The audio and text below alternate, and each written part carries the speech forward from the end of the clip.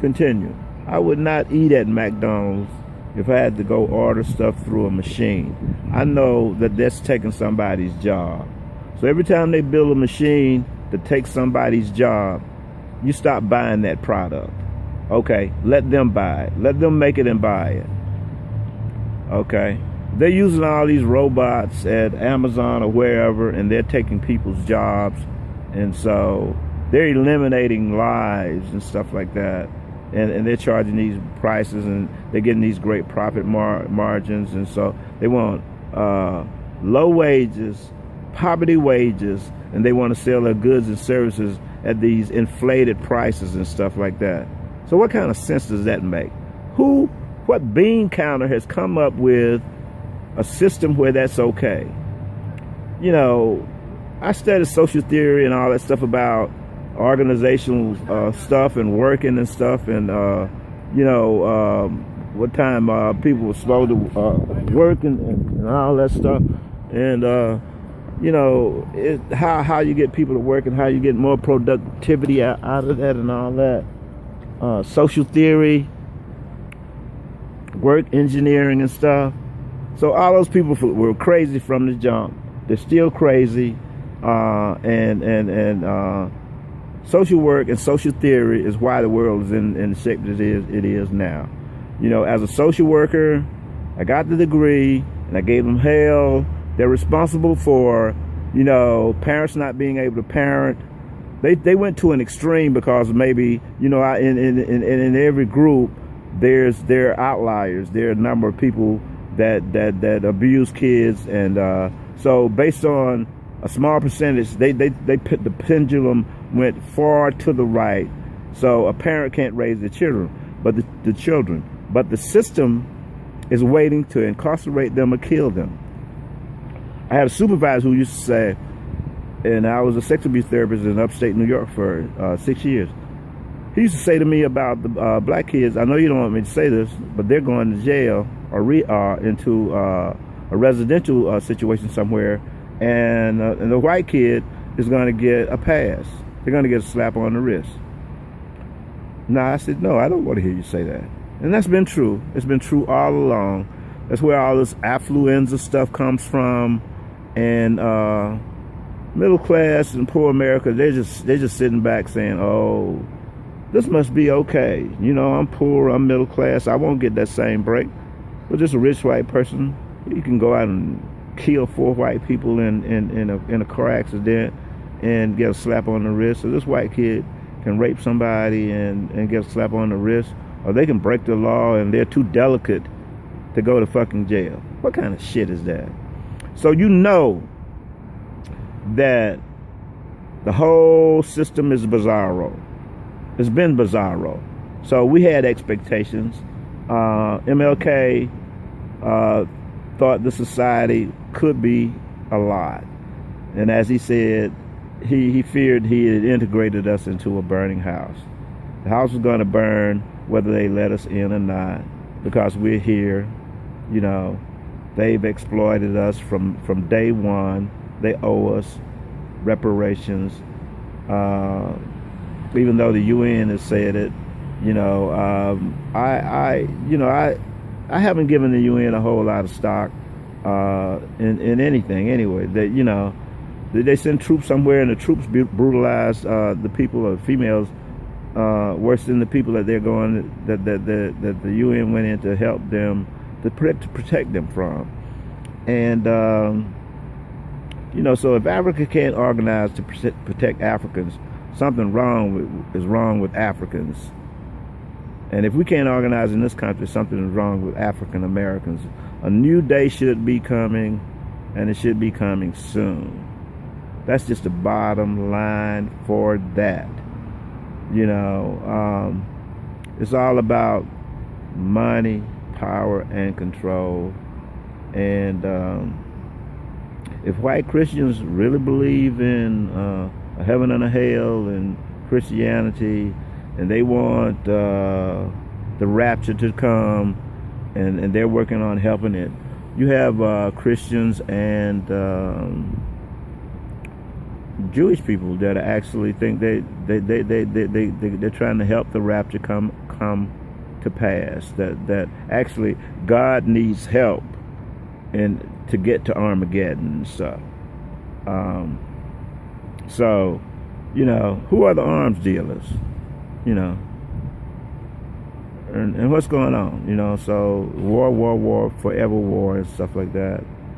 You cannot allow a Trojan horse into your home or your community, and then let those people get out and let them grow up. And you can't Americanize them. You can't Europeanize them.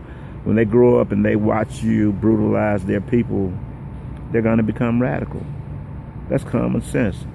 And whoever tries to think that that's not the case, then something's wrong with them. They aren't thinking clearly. They're in a box and they can't get out. They don't want to get out and stuff. So that's just idiocy and stuff like that.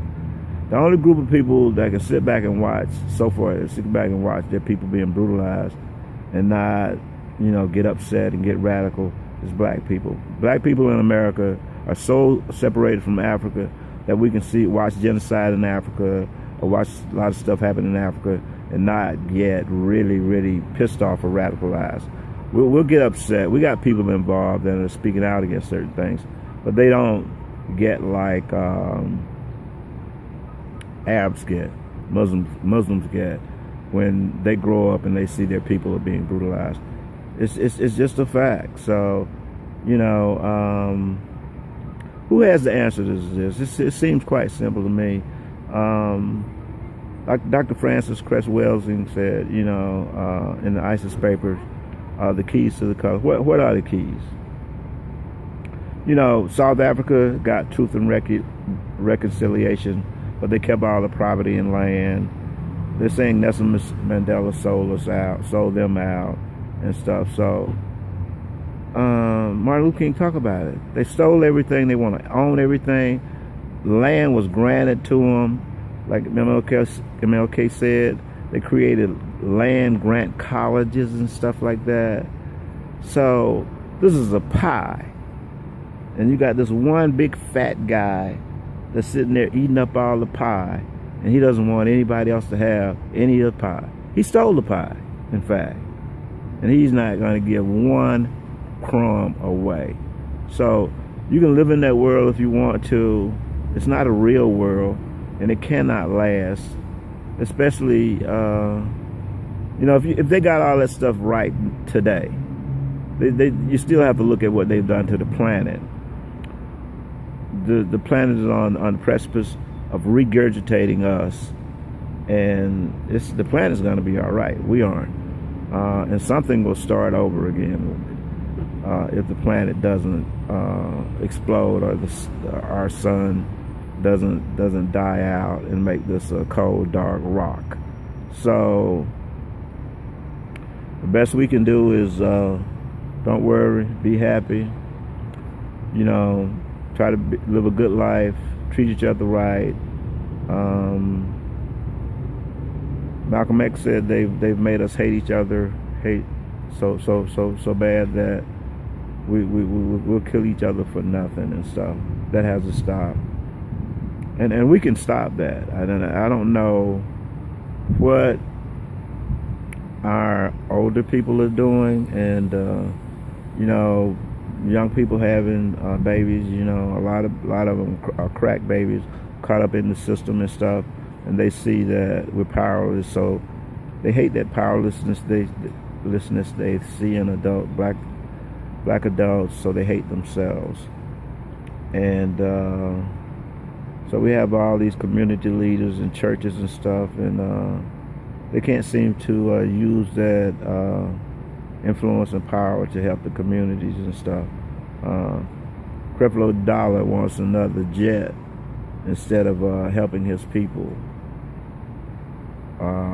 T.D. Jakes, the ATM machines in the mega churches and stuff, they want to they want to collect all this money for God to enrich themselves and stuff, and You know, so if the government wants to reduce their debt and balance their budgets, they need to tax the churches. They need to tax the preachers. They have jobs. They need to tax the Vatican.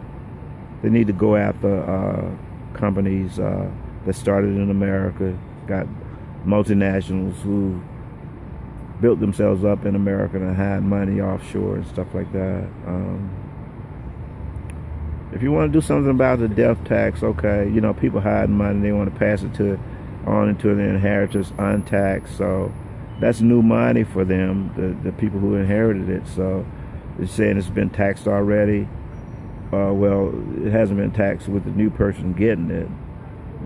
So, you know, I had a professor that used to say, I'm not worried about change. I just want to know what we're going to put in this place. We're going to put something decent in this place. What Martin Luther King said, we're going to be people-oriented instead of thing-oriented. And that people don't have to be afraid of black people. 85% of the things that happen to white people are done to them by other white people. Those are just the statistical facts and stuff. And they're scared of black people. Why? We're scared of white people. You know, we should be scared of white people. You know, we have over 400 years of reasons to be terribly afraid of white people. You know, so we've pushed past that, American blacks, Africans in most cases. But white people seem to be stuck in fear of the other, of the dark-skinned people, of blackness and stuff. But there's some darkness there that they'll accept for some reason. And that's cool, you know, since black is the originator of everything, and it's coursing through the veins of everyone. So let them tell the truth about that. If the elite and the big politicians said, well, this is a lie we've created, this is the truth. There's only one race, and that's the human race. Peace out.